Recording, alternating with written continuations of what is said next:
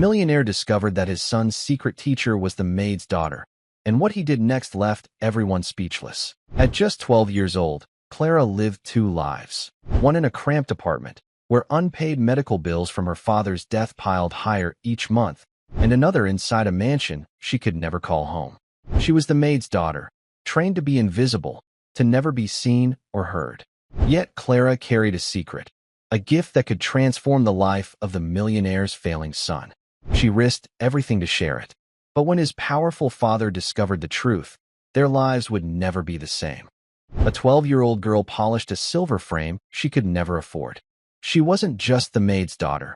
She was the silent keeper of a secret that could save a life. But that same secret could also destroy everything her mother had worked for. Clara traced the edge of the photograph with her dust cloth. Inside the sterling silver frame, the Harrison family smiled. Mr. Harrison stood tall, his expression severe even in a posed picture. Mrs. Harrison was gone now, a ghost in a beautiful dress. And their son, Ethan, stood beside them, his eyes looking somewhere far away. Clara's own reflection was a faint shimmer on the glass. A girl with pale blonde hair and eyes that saw too much. She didn't belong here, inside this life. She was just a part of the background, like the hum of the air conditioner or the scent of lemon polish. Her mother, Helen, worked with a quiet, tireless rhythm in the next room. The gentle swish of a mop on marble floors was the soundtrack to Clara's life. They were a team. Helen cleaned, and Clara dusted. Helen scrubbed, and Clara polished. They moved through the grand Harrison mansion like ghosts, leaving everything sparkling in their wake. Their real life was miles away, in a small apartment where the walls were thin and a stack of white envelopes sat on the kitchen table. Each envelope was a reminder of the doctors, the tests, the medicine. Each one was a weight on her mother's tired shoulders. The debt was a quiet monster that ate their food before they could and stole the sleep from her mother's eyes. This job was their lifeline. Mr. Harrison paid well. He was a hard man, a man who had built an empire from nothing. He expected perfection in his business and in his home. A single smudge on a window could mean a sharp word. A broken vase could mean dismissal. Helen told Clara every morning, "Keep your head down. Do your work. Don't be seen and don't be heard." Clara was good at being invisible. She had learned to walk without making a sound. She learned to watch the world from the corners of her eyes. She saw everything. She saw the sadness in the cook's face when she spoke of her son overseas. She saw the fake smiles the gardeners gave Mr. Harrison. And most of all, she saw Ethan. Ethan Harrison was 12, just like her. But his world was made of private tutors, expensive gadgets, and the heavy weight of his father's expectations. Clara often saw him in the mansion's vast library, a room bigger than their entire apartment. He would sit with a textbook open, but his eyes would be staring at the intricate patterns on the ceiling. He wasn't dumb. Clara knew that. He was just lost. The tutors came and went, each one leaving with a frustrated shake of the head. One Tuesday afternoon, the quiet of the mansion was shattered. Mr. Harrison's voice boomed from his study, the heavy oak door doing little to muffle his anger. "This is the third failing grade this month, Ethan. A Harrison does not fail. We build things. We lead. We do not get C-minuses in history."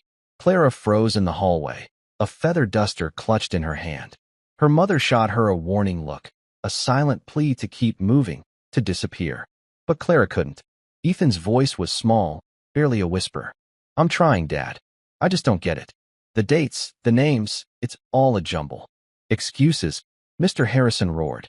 "Your great-grandfather fought in a war. My father built a business with his bare hands. And you? You can't even remember the year the Declaration of Independence was signed.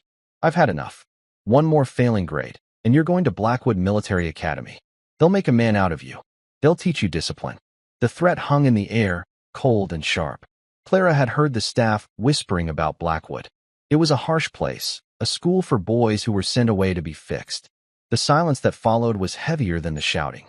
Clara heard a soft sniffle, then the sound of the study door opening. Ethan walked out, his face pale and his eyes red. He didn't even see Clara as he brushed past her and ran up the grand staircase. Mr. Harrison stood in the doorway, his face like thunder. He spotted Clara, and his eyes narrowed. "What are you doing just standing there? Get back to work." "Yes, sir," Clara whispered, her heart pounding. She scurried away, but the image of Ethan's defeated face was burned into her mind. Later that day, Clara found him in the library. He was slumped in a large leather chair, a history book lying open and ignored on his lap. He had been crying. He looked up as she entered, his expression turning defensive, expecting her to mock him. Clara didn't. She simply walked to a nearby shelf and pretended to dust a row of leather-bound classics. The silence stretched between them. Finally, she spoke, her voice so soft it was barely a breath. He wasn't a king. Ethan frowned, confused. What? The chapter you're on, Clara said, nodding toward his book without looking at him. King George III. You're thinking of him like a king in a fairy tale. He wasn't.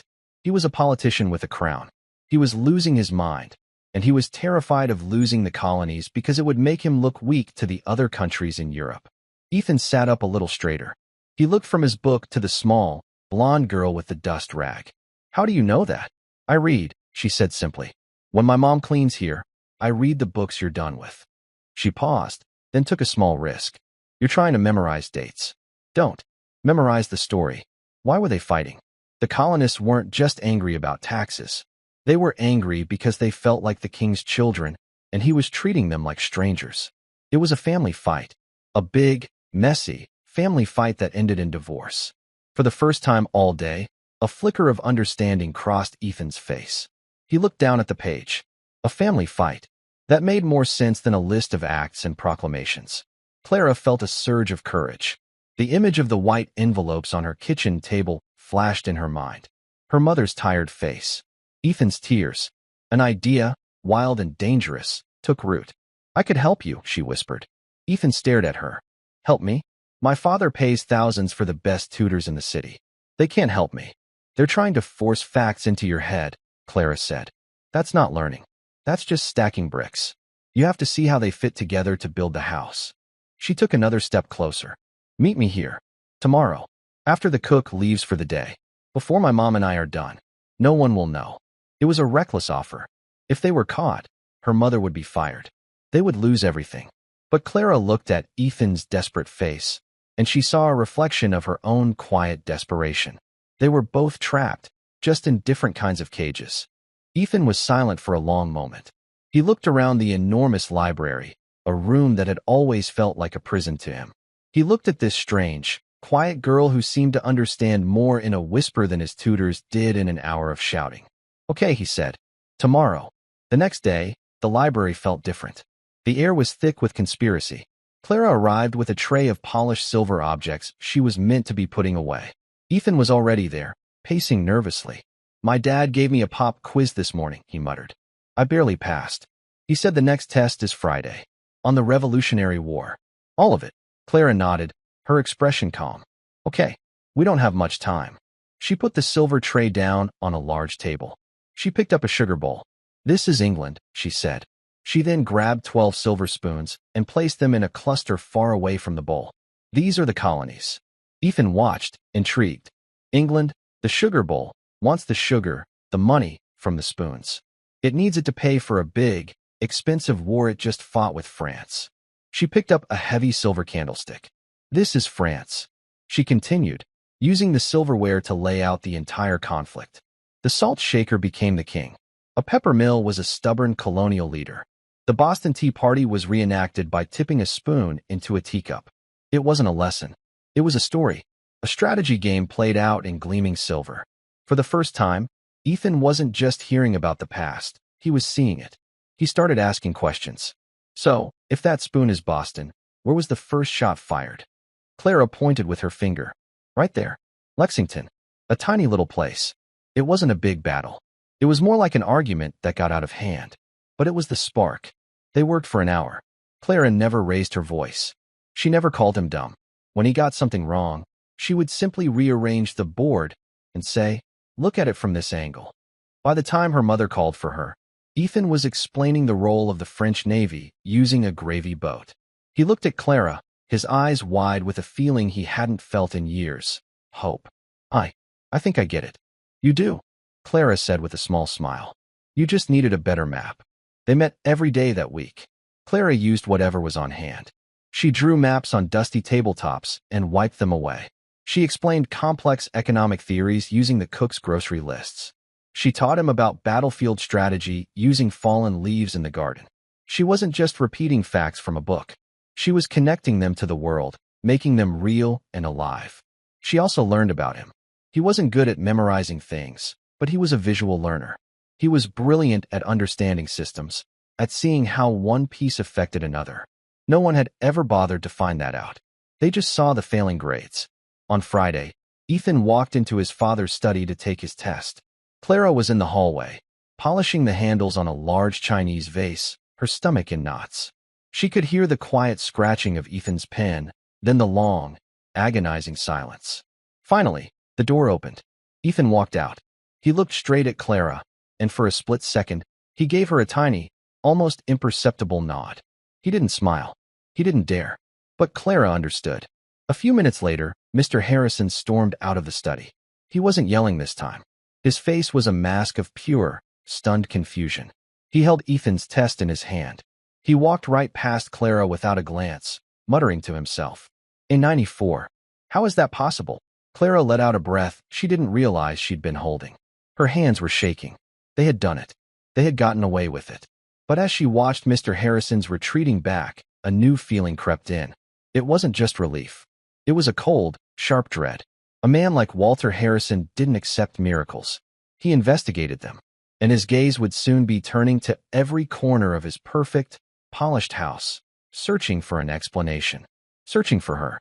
That evening, after they had returned to their small apartment, Clara sat by the window, looking out at the city lights. Her mother was already asleep, exhausted from the long day. On Clara's lap was a worn, leather-bound book. It was her only personal possession of any value.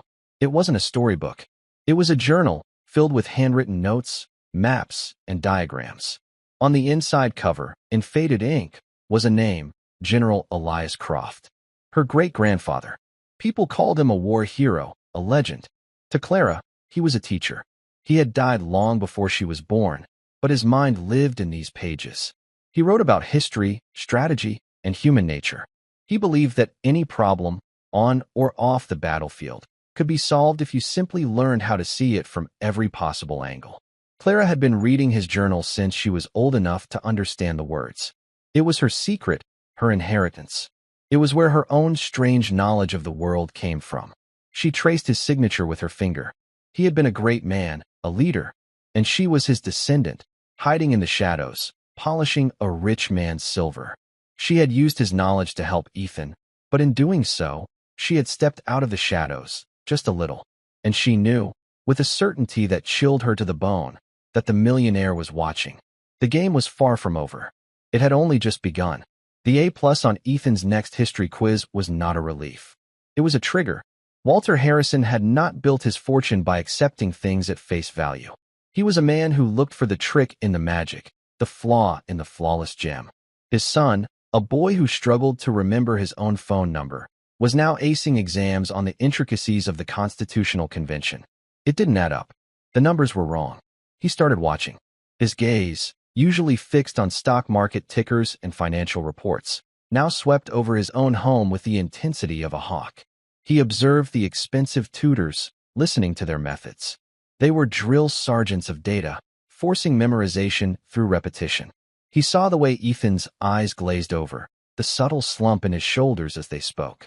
This was not the source of the change. His attention turned to the staff. The cook, a woman who had been with the family for 20 years, knew more about souffle than Socrates. The gardeners were experts in soil pH, not political science. The drivers kept to themselves. They were all loyal, predictable parts of a well-oiled machine. Then there was the maid, Helen, a good worker, efficient, quiet, almost invisible. And her daughter, Clara. The girl was a ghost. She floated through the rooms, a small, blonde shadow with a dust rag. He barely ever noticed her. But now he did. He started to see things he'd previously overlooked. A book slightly out of place in the library. A smudge of chalk dust near the garden shed that looked suspiciously like a map of the 13 colonies. Small things. Trivial things. But Walter Harrison knew that empires and mysteries were often built on trivial things. One afternoon, he came home early. He didn't use the grand front entrance. Instead, He walked around the side of the house, his expensive leather shoes silent on the manicured lawn. Through the tall windows of the library, he saw them. They were on the floor, surrounded by books. But they weren't reading. Clara was holding a small, polished stone in her hand. Ethan held another. She was explaining something, her voice too low to hear, her expression serious and intent. She pushed her stone forward. Ethan responded, sliding his own stone across the polished wood. It wasn't a lesson. It looked like a war game. Walter stood behind a large oak tree, his heart pounding with a strange mix of anger and raw curiosity. Who was this girl? This child of his servant, who moved with the quiet confidence of a general commanding her troops on a battlefield of polished oak. He watched for nearly 10 minutes as she explained, gestured, and guided his son through what looked like a complex military strategy. And Ethan was not just listening. He was engaged. His eyes were bright, his posture alert. He was arguing a point, pointing to a book, then back to the stones. He was learning. Walter felt a sharp, unfamiliar pang in his chest. It was a feeling he couldn't immediately name. It was jealousy. His son, who shut down in his presence, who met his lectures with a wall of sullen silence, was alive and animated with the maid's daughter. He, Walter Harrison, paid for the finest education money could buy, but the real teacher was a 12-year-old girl who polished his silver. The injustice of it was a bitter pill, but the businessman in him was intrigued. This was an asset he hadn't accounted for. He backed away from the window before they could see him. He didn't storm in. He didn't fire Helen. That would be too simple, too clumsy. He needed more information. He needed to understand the source of her knowledge. He went to his study and made a phone call. It was to a private investigator, a man he kept on retainer for digging into the backgrounds of business rivals. "I have a new subject for you," Walter said, his voice low and cold. "A child. Her name is Clara. Her mother's name is Helen. She's my maid. I want to know everything. Schools, friends, family, every corner of her life. And I want it done quietly. No one can know I'm looking." "He's watching us," Ethan whispered the next day. They were hidden in a small alcove in the garden, shielded by a large rose bush. Clara's blood ran cold. "How do you know?" "I can feel it," Ethan said. "He's different. He asks me questions about school, but he's not really listening to the answers. He's looking at me, like he's trying to see inside my head." He kicked at a loose stone on the path. He found the map I drew on my notepad. "The one you showed me, of the naval blockades." He didn't say anything. He just looked at it for a long time and then put it down. Clara felt a knot of fear tighten in her stomach. Mr. Harrison was a hunter. She had seen the way he stalked the halls of his company in the business documentaries she'd watched online.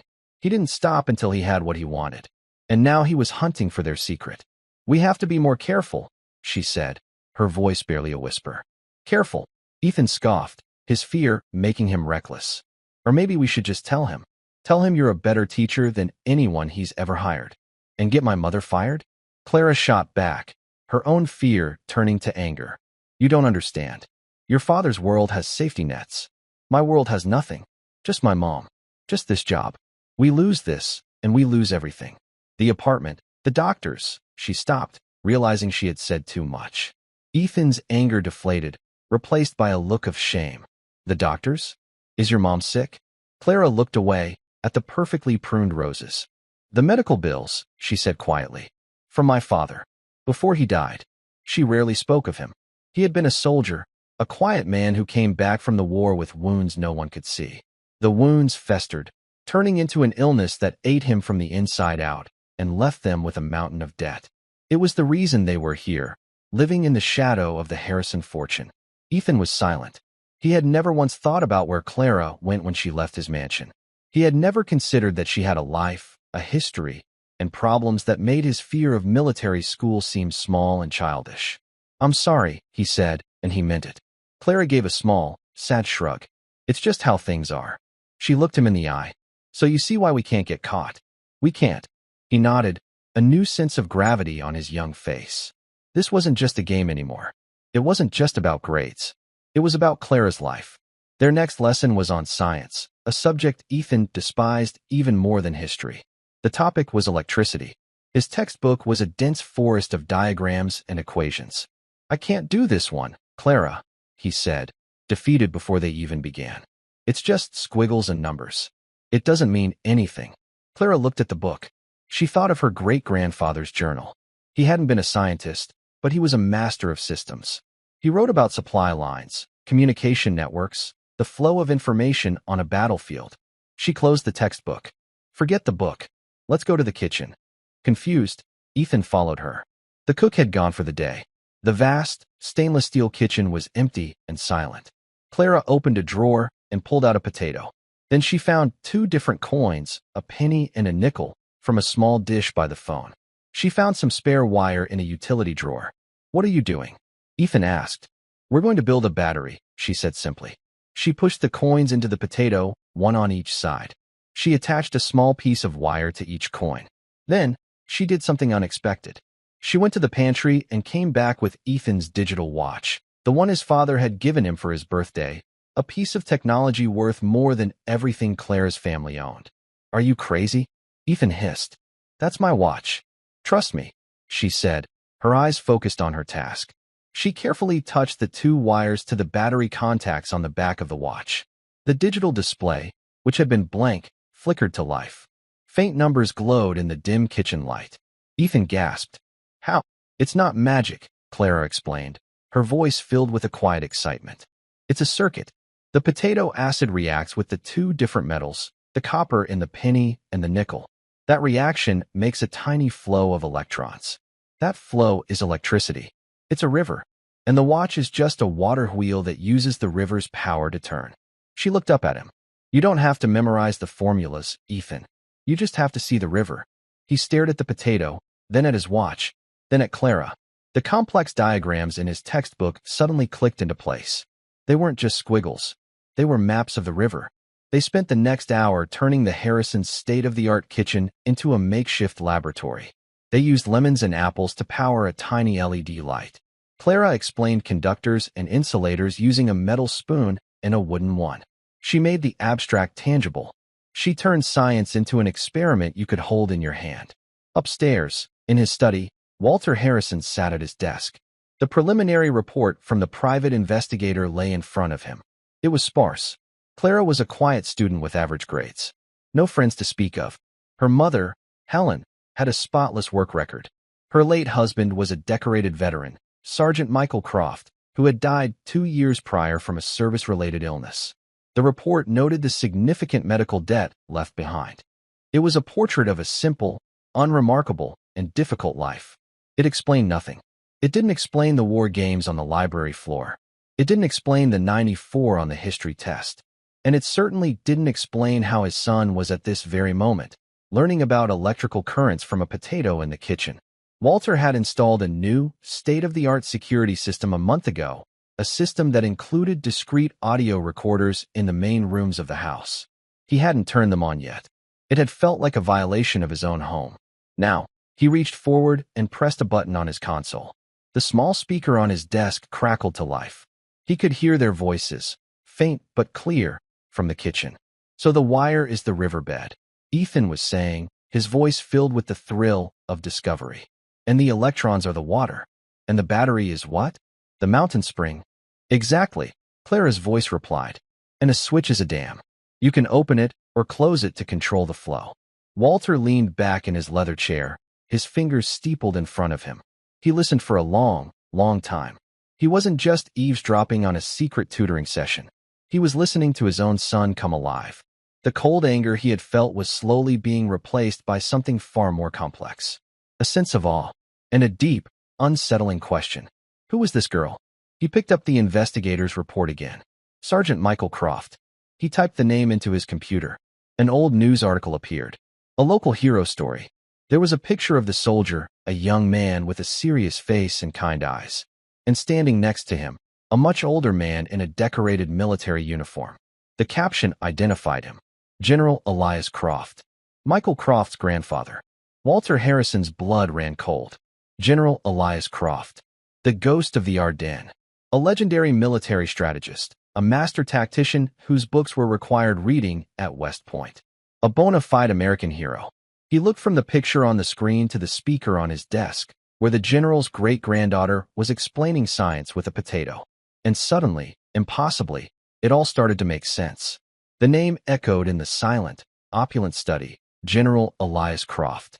Walter Harrison felt like the ground had shifted beneath his feet. He was a man who dealt in facts, in market projections, and calculated risks. But this felt like something out of a novel. The blood of a legendary military mind, a genius of strategy and human psychology, was flowing through the veins of the girl who dusted his furniture.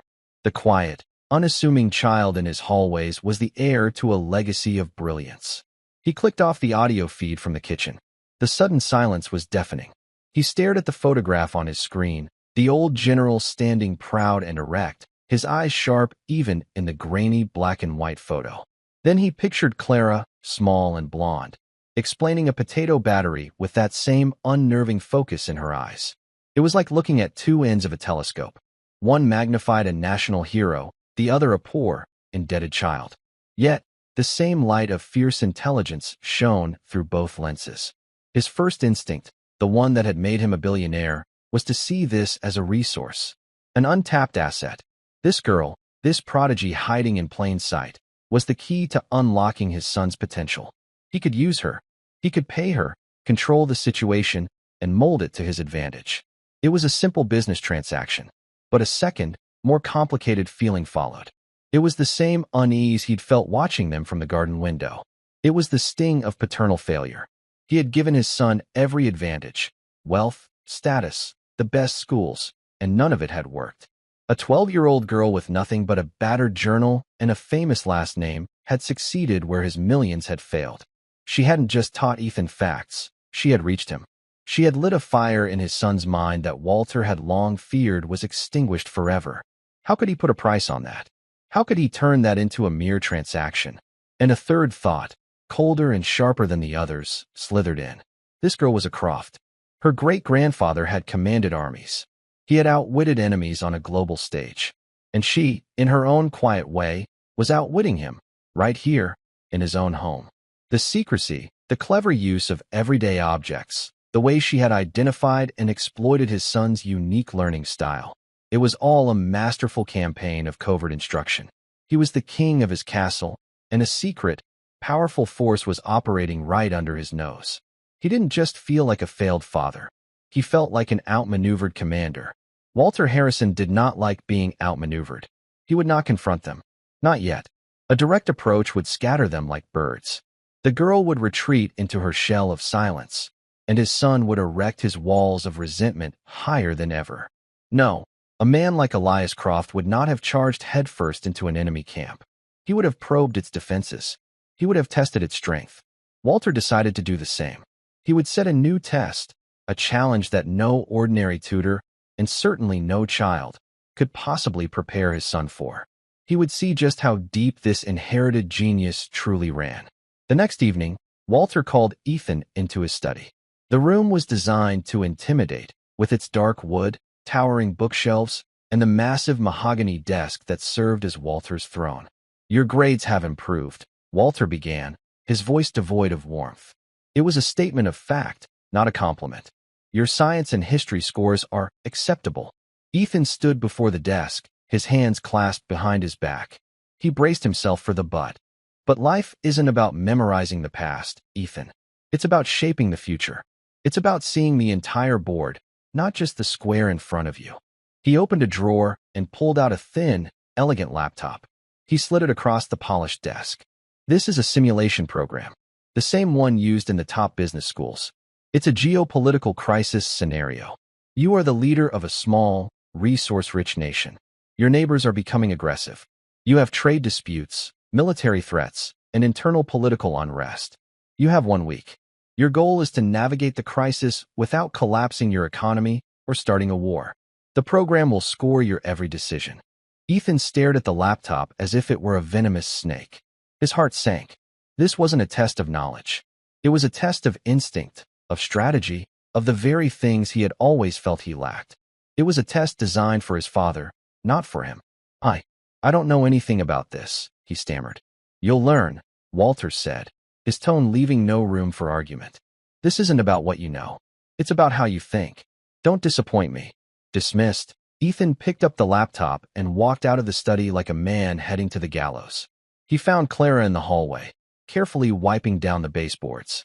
She looked up, and she knew instantly that something was wrong. His face was pale, his shoulders slumped in defeat. He knows. Ethan whispered, his voice tight with panic. He has to know? He gave me an impossible test. A trick. He wants me to fail so he can send me away. Later, hidden away in the rarely used sunroom at the back of the mansion, he opened the laptop. The screen lit up with a complex interface, maps overlaid with troop movements, scrolling news feeds detailing economic sanctions, and pop-up windows demanding immediate decisions on everything from trade tariffs to espionage.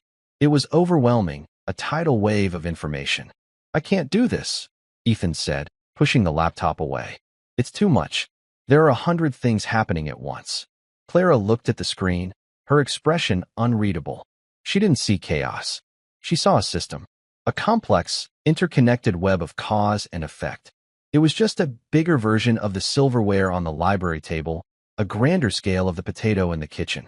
She thought of her great-grandfather's journal, of the chapters on resource management and diplomatic strategy. He wrote that every conflict, no matter how large, was simply a conversation. You just had to understand the language. Yes, you can, she said softly. She pulled the laptop closer. Don't look at everything at once. That's what they want you to do. It's designed to make you panic. What's the first rule in a crisis? Ethan shook his head, lost. Information, Clara said. You don't make a move until you know the terrain.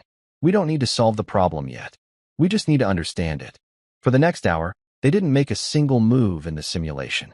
Instead, Clara guided Ethan through the data. They read the dossiers on the rival leaders. She showed him how to spot the bias in the news feeds. She had him map out the supply chains for his country's most valuable resources. Your father called it a geopolitical crisis, Clara said, pointing to a graph showing his nation's dependency on imported grain. But look, it's a resource crisis. Your biggest enemy isn't the country with the army on your border. It's the country that sells you your food. They have all the power, and they don't have to fire a single shot. A light went on in Ethan's eyes. He was seeing the river again. He had been so focused on the flashing red lights of military threats that he had completely missed the silent, deadly economic chokehold. From his study, Walter Harrison watched them on a hidden camera feed he had activated in the sunroom. He had expected to see panic. He had expected to see Ethan give up. Instead, he watched, utterly transfixed, as the maid's daughter deconstructed his complex, expensive business school simulation with the calm, methodical precision of a master watchmaker. She wasn't just telling Ethan what to do. She was teaching him how to see. She was giving him the tools to think like a Croft. For the first time in his life, Walter Harrison felt a tremor of fear. This girl wasn't just smart. She wasn't just gifted. She was powerful, and he had absolutely no idea what to do with her. They worked in secret every day that week. They became a team. Ethan, with his natural ability to see systems, began to anticipate moves.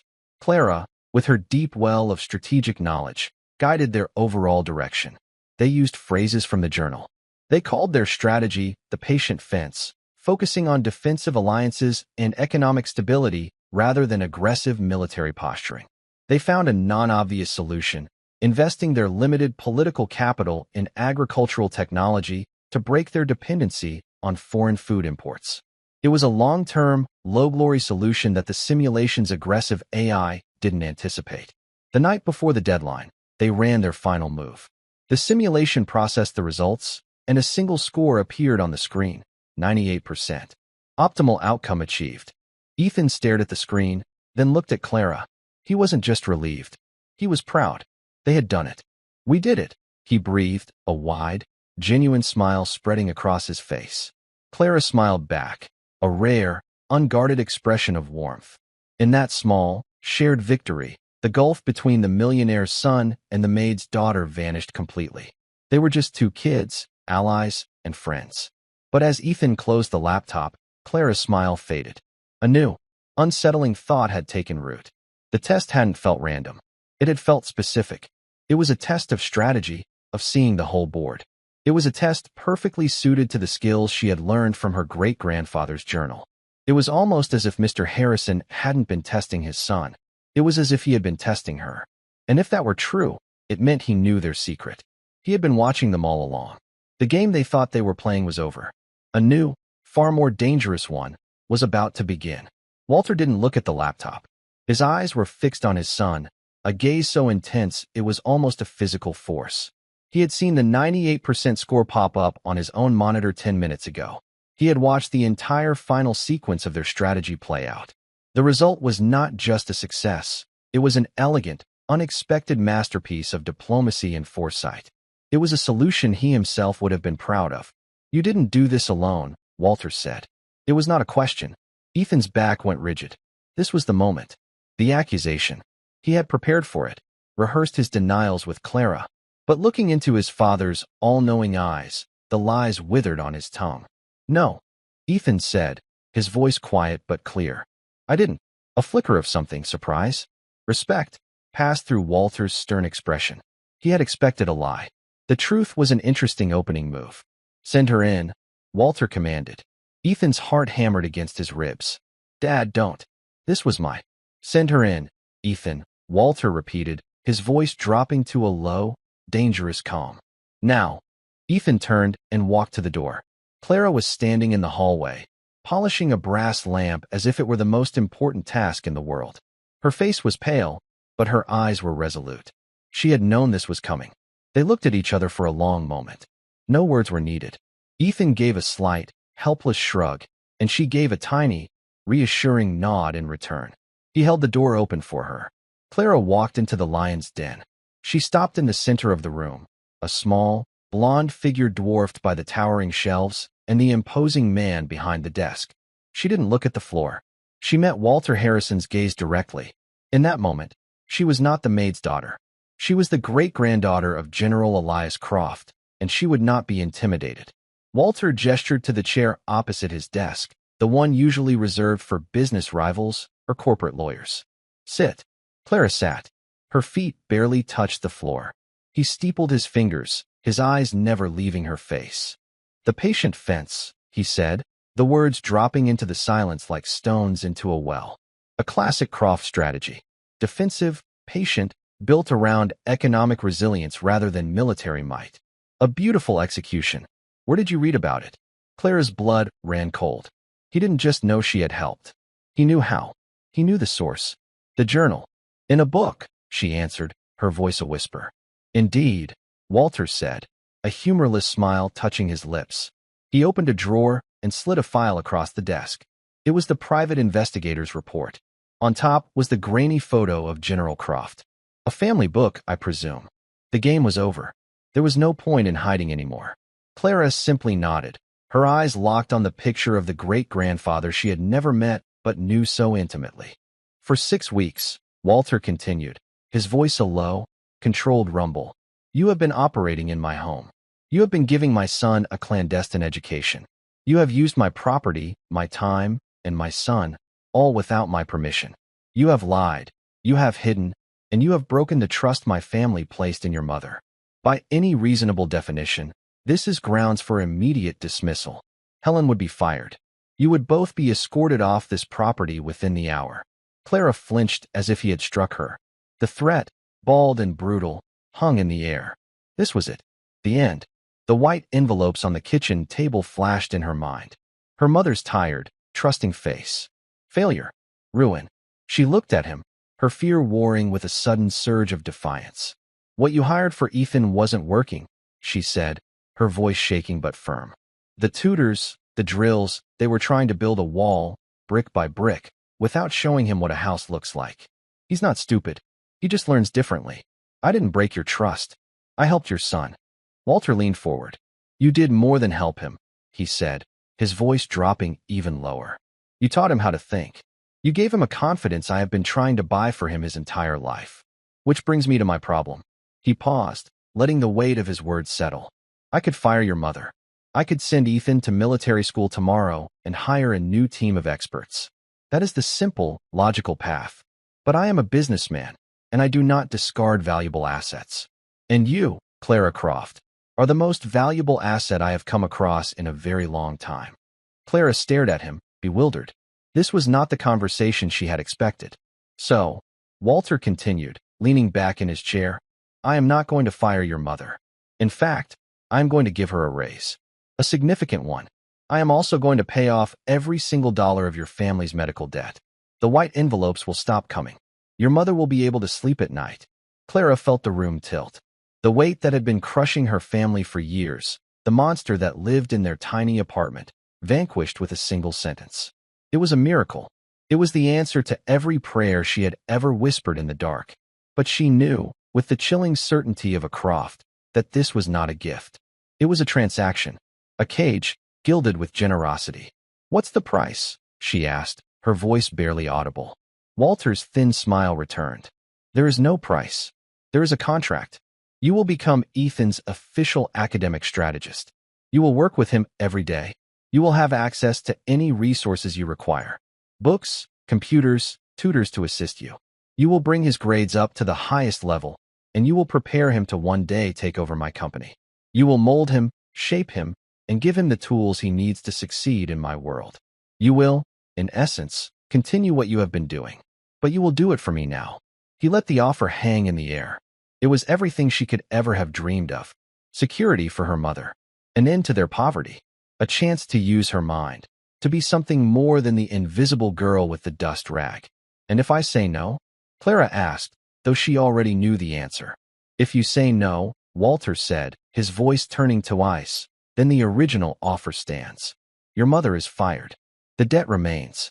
And I will make sure she never gets a reference to work in a house like this again. You will lose everything. Your choice." The trap was sprung. It was perfect in its cruelty. He wasn't just offering her a future. He was using her mother's security as leverage. He had found her one weakness, her love for her mother, and he was squeezing it with all his immense, calculated pressure. To accept was to chain herself to him and his son, to become a tool in his grand design. To refuse was to condemn her mother to a life of struggle and despair. He was not just offering her a job. He was buying her mind, her loyalty, her future. "I'll need to talk to my mother," she said, stalling, her mind racing. "You will do no such thing," Walter countered instantly. "Your mother is not to know the details of this arrangement. As far as she is concerned, I am giving her a raise out of appreciation for her excellent work, and I have hired you as a simple companion and tutor for Ethan. The truth of this conversation stays in this room. That is a non-negotiable condition." He was isolating her, ensuring she had no one to turn to, no one to confide in.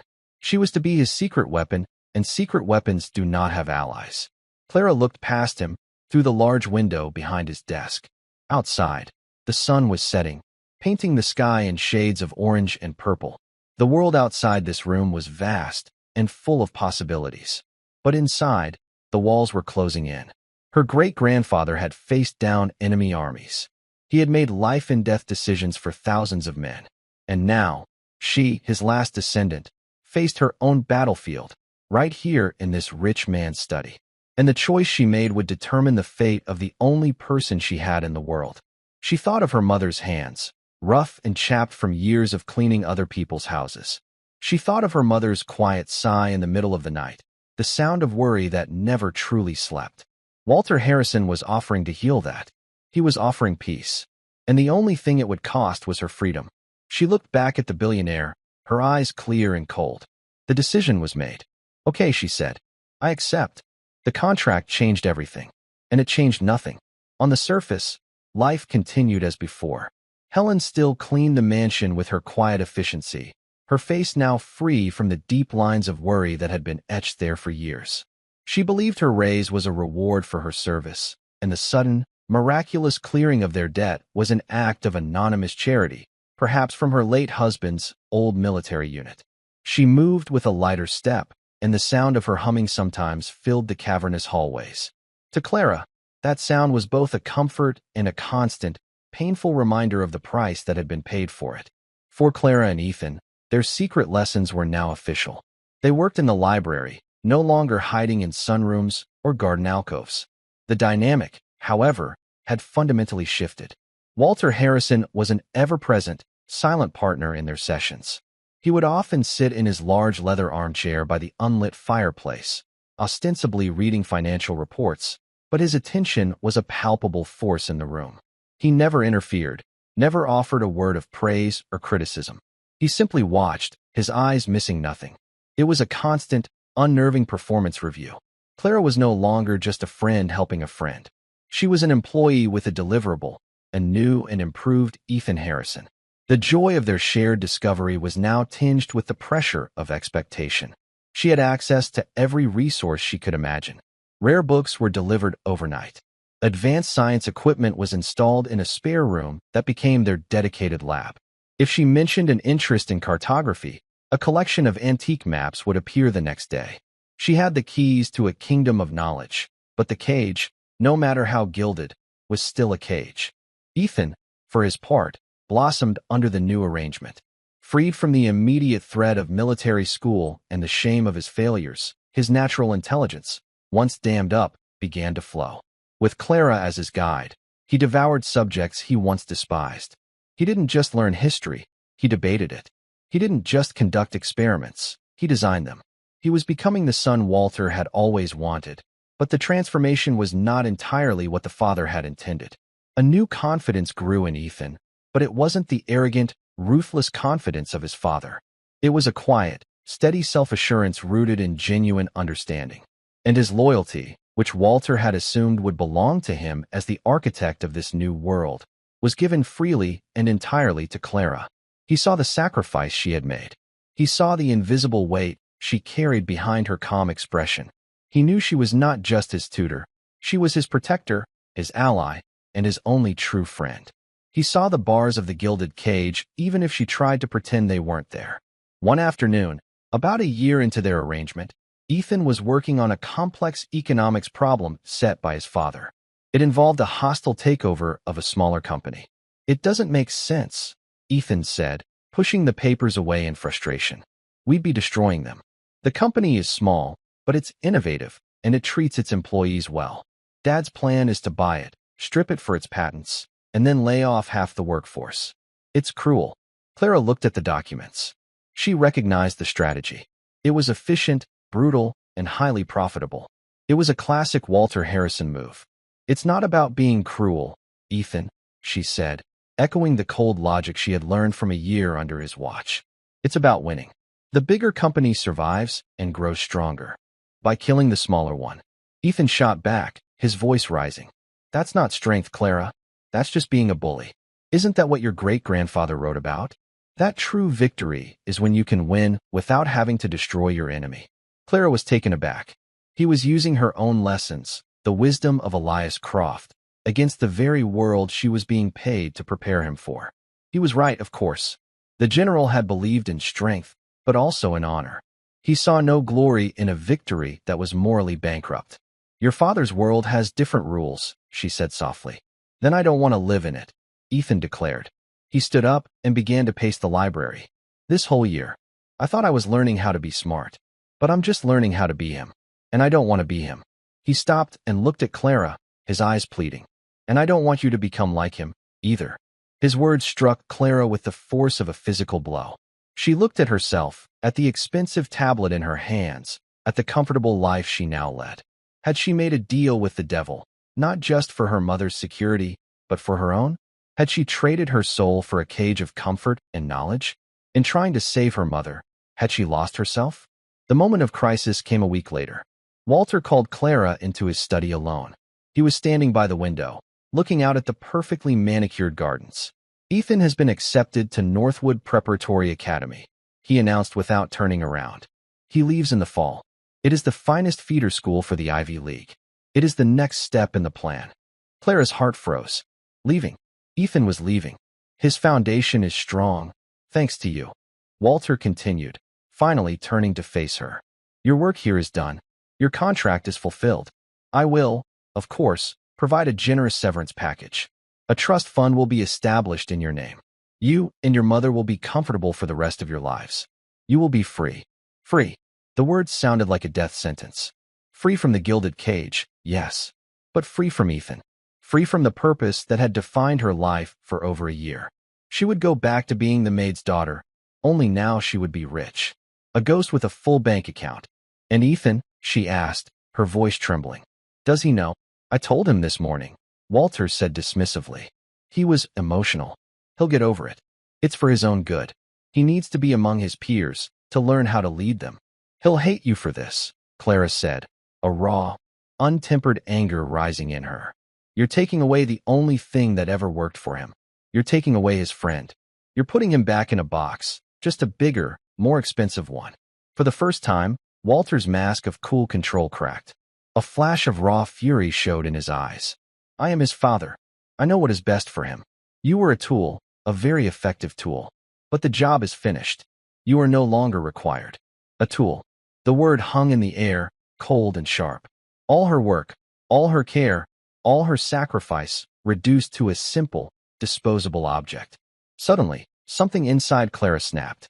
The quiet, obedient girl vanished, and the great-granddaughter of Elias Croft stood in her place. No, she said, her voice ringing with a newfound authority. The job is not finished. You think you've won, Mr. Harrison. You think you've bought your son's success. But you've taught him nothing about the most important thing. And what would that be? Walter sneered. Loyalty, Clara said, her eyes blazing. You buy it, you sell it, you trade it. You think it's a commodity. But Ethan, he gives it. He learned how to be smart from me, yes. But I learned how to be brave from him. He was brave enough to trust me when no one else would. He was brave enough to stand up to you just now. And you're about to throw all of that away because you're a coward. You are in no position to call me a coward, Walter hissed. Are not, Clara challenged, taking a step forward. You're terrified. You're terrified that your son loves his tutor more than he loves his own father. You're terrified that the maid's daughter succeeded where your millions failed. You're terrified that you don't know how to connect with your own son, so you have to control him instead. She had him. She could see it in the tightening of his jaw, the whitening of his knuckles as he gripped the edge of his desk. She had aimed her words like precision weapons at the one crack in his formidable armor, his insecurity as a father. You can send him to that school, Clara continued, her voice softening slightly. And he may even succeed. But he will never forgive you. You will have a successful son who despises you. A brilliant heir who looks at you with contempt. You will have won the war, Mr. Harrison, but you will have lost your son. And you will be utterly and completely alone. She let her final words hang in the suffocating silence. She had laid the entire battlefield bare. She had shown him the future his current strategy would lead to. It was the most important lesson she had ever given. Walter Harrison stood behind his desk for a long, agonizing minute. He looked at this incredible, impossible child who had seen right through him, who had dismantled his life's philosophy with a few, simple, devastatingly true sentences. He looked past her, to the door of the study, which had been pushed slightly ajar. He knew Ethan was standing there. He knew his son had heard every word. He collapsed into his chair, the strength seeming to drain out of him. The billionaire, the titan of industry, the ruthless commander, looked old and tired and defeated. What do you want? He asked, his voice a hoarse whisper. I don't want anything from you, Clara replied. But your son wants a father. Not a CEO, not a drill sergeant. A father. She turned and walked out of the study. Ethan was in the hall, his eyes wide and filled with tears. He looked from Clara to the broken man in the study and then back to Clara. She gave him a small, sad smile. It's your move now, she whispered. Then she walked away, down the grand hallway, her work truly, finally, done. In the quiet that followed, a choice was made. Walter Harrison did not send Ethan to Northwood. Instead, he did the hardest thing he had ever done in his life. He surrendered. He started having dinner with his son, not as a commander debriefing a subordinate, but as a father. He asked Ethan questions about his day, and, for the first time, he actually listened to the answers. He asked Ethan to teach him, to explain the things he was learning from Clara. Slowly, awkwardly, the two of them began to build a bridge across the vast, silent chasm that had separated them for years. Clara's contract was torn up. In its place, Walter offered her a new one. It was a full scholarship, covering her entire education, from high school through to any university in the world she chose to attend. No strings attached. No conditions. It was not a payment. It was a gift. An apology. A truce. Her mother, Helen, was offered the position of household manager, with a salary that meant she would never have to worry about money again. She was no longer just the maid. She was a respected part of the family's life. Clara remained Ethan's best friend. They studied together, not as tutor and student, but as equals. They pushed each other, challenged each other, and prepared for the future together. One crisp autumn afternoon, 2 years later, Clara stood with Ethan and Walter on a sun-drenched university campus. It was Clara's first day. She had been accepted, on her own merits, into the university's renowned history and political science program. Walter Harrison, the man who had once tried to buy her mind, was now proudly carrying her books. As they stood by a large oak tree, Walter turned to Clara, his expression one of profound, humbled gratitude. "You taught me a valuable lesson, Clara," he said, his voice thick with emotion. "I spent my whole life trying to build an empire of wealth and power. You showed me that the most valuable assets we have are not the ones we own, but the people we love. You didn't just save my son. You saved me." Clara looked at the man, at his son who was now her brother in all but blood, and at the bright future that lay before them all. She thought of the little girl polishing a silver frame she could never afford, a silent keeper of a secret. That secret had not destroyed a family, as she had feared. It had rebuilt one. It had saved 3 lives. She had learned from her great-grandfather that the greatest victory is the one you win without a fight. But she had discovered a deeper truth on her own. The greatest power in the world is not knowledge, or strategy, or wealth. It is the courage to see the humanity in others, and to build a bridge to it, no matter the cost. And that's where we'll end the story for now. Whenever I share one of these, I hope it gives you a chance to step out of the everyday and just drift for a bit. I'd love to know what you were doing while listening. Maybe relaxing after work, on a late-night drive, or just winding down. Drop a line in the comments. I really do read them all. And if you want to make sure we cross paths again, hitting like and subscribing makes a huge difference. We are always trying to improve our stories, so feel free to also drop your feedback in the comment section below. Thanks for spending this time with me.